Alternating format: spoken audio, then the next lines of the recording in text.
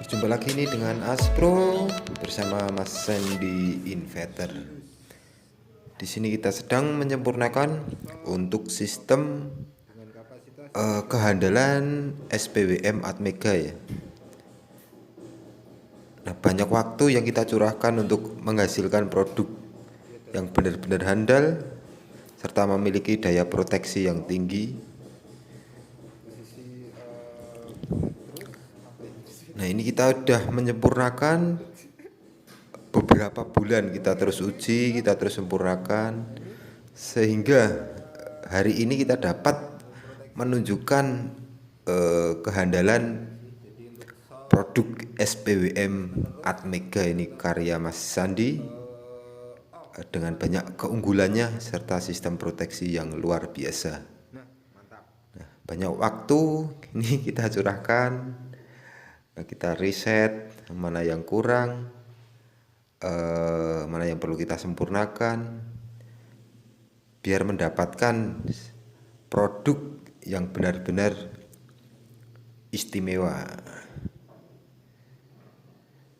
Banyak juga ini kita berkorban spare part, kita MOSFET meledak, sudah puluhan biji meledak, tapi kita tetap puas, kita tetap bangga karena produk ini memang sudah berjalan dengan semestinya sesuai yang kita harapkan. Nah, ini juga ada ini tampilan detail untuk SPWM Atmega serta menu-menunya ya. Kita akan tunjukkan ini.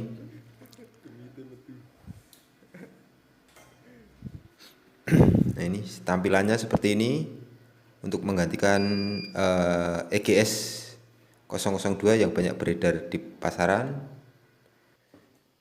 Nah, ini ya, kita tekan menu.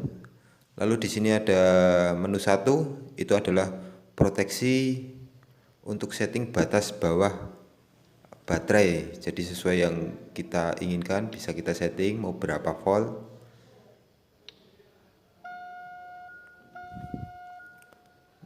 Untuk menu yang kedua ini auto on. Setelah menyentuh batas bawah, dia nanti akan on lagi ini di berapa volt. Kita juga bisa setting sesuai sistem yang kita gunakan. Dan yang menu yang ketiga adalah off ya, atau batas atas proteksi baterai. Untuk menu yang keempat ini terdapat adjust voltase. Jadi ini voltase untuk detailnya tegangan baterai yang kita gunakan. Untuk yang kelima ini AC volt. Ini 220 volt ya, standar kita. On timer. Jadi ini sistem saat kondisi off dan on lagi ini terjeda selama 3 detik. Mungkin menyentuh proteksi. Nah, ini idle fan ini untuk posisi standby, kipas mau berapa persen muternya. Ini buzzer ini bisa kita nonaktifkan juga. Ini adjust voltase AC ya, jadi ini output AC 220 atau 225 bisa kita setting di sini, menu ke-9. Untuk yang ke-10 daytime ini 500 ya, ini untuk kinerja MOSFET, nggak perlu disetting. Ini udah settingan dari kita. Nah, ini setelah kembali ke menu awal, dia akan mengunci sesuai yang kita setting tadi. Jadi kita akan tunjukkan juga untuk batasan bawah baterai ya. Jadi baterai ini menyesuaikan baterai yang kita gunakan. Bisa VRLA, bisa juga kita menggunakan baterai lithium. Jadi kita benar-benar sesuaikan untuk kapasitas baterai yang kita miliki, sehingga menjaga untuk kinerja baterai tetap stabil. Ini kita tunjukkan untuk batasan bawah. Kita turunkan untuk tegangan voltase sampai menyentuh angka 46 ya. Nah, sebelum menyentuh 46 ini dia akan mengindikator ini buzzernya ini akan berbunyi. Nah, ini sebagai tanda kita akan menyentuh limit batas bawah dan sistem akan off. Setelah menyentuh angka bawah, dia akan off sesuai yang kita setting tadi di menu pertama, yaitu 46 volt, dia akan off.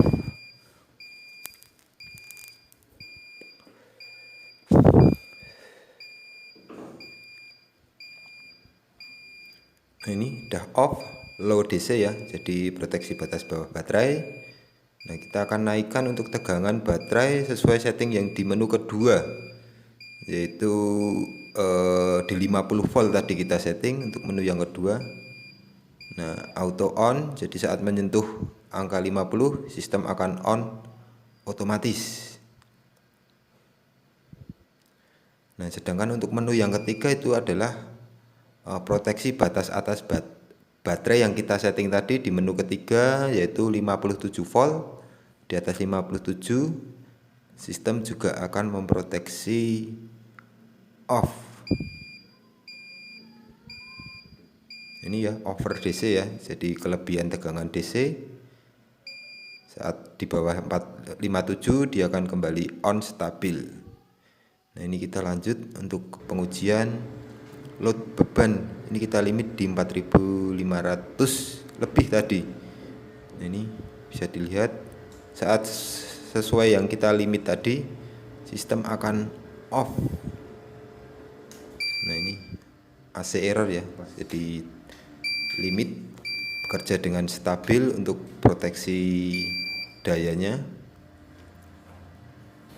Nah, dan di sini juga menggunakan tipe low frekuensi ya. Jadi saat kita terpegang salah satu ujung ini tidak nyetrum dia, nggak nyetrum, tetap aman. Tapi kalau kedua ujung dia tetap nyetrum. Nah, ini kita juga akan melakukan uji short pada outputnya, apakah proteksi juga berjalan. Ini proteksi berjalan ya dengan normal, serta buzzer pun juga mengindikasi bahwa terjadi problem atau itu short tadi. Nah, kita coba untuk short lagi, apa ini yang terjadi. Nah, masih stabil, tetap dia memproteksi dengan sempurna. Dan bagaimana kalau kita shortkan untuk terus menerus, apakah dia juga akan memproteksi? Nah, setelah kita shortkan terus menerus ini dia buzzer terus berbunyi dan output pun juga akan off. Berbeda ya dengan SPWM EGS 002 kemarin yang kita uji, proteksinya berbeda. Nah, bisa dilihat di EGS 002 yang kita tes kemarin, ada di link kita sebelum ini. Kita juga sudah menguji untuk proteksi EGS 002. Nah, di sini juga ada ini ya, idle fan ini ya, menu ketujuh. Jadi dia mengatur untuk kipas ini bekerja mau seperti apa, atau posisi standby dia off, kita juga bisa matikan ya, posisi off, dan nanti on itu mengikuti suhu sensor NTC pada kitnya, dia akan on secara otomatis. Atau posisi standby mau berapa persen kipas ini akan bekerja atau akan berputar, ini juga persentase kipas atau fans bisa kita setting di menu ketujuh ini. Jadi sesuaikanlah dengan kebutuhan. Jika memang pemakaiannya besar, continue, nah ini bisa kita angka 50 untuk kipas standby. Cukup istimewa ya untuk menu-menu yang dapat dihadirkan di SPWM Atmega ini. Dapat kita setting juga nanti. Ini enak, ini kita setting sesuai selera kita. Nah, ini untuk gelombang output pun juga sudah tidak diragukan lagi, tetap dia pure sine wave ya. Jadi gelombang outputnya dia sinus mulus lah. Nah ini gelombang output yang dihasilkan dari SPWM Atmega ini benar-benar sempurna ya, sinus. Oke, mungkin sekian untuk pengujian unit inverter low frekuensi menggunakan SPWM Atmega kali ini. Sekian, terima kasih. Salam Aspro Jogja. Salam Sandi Inverter.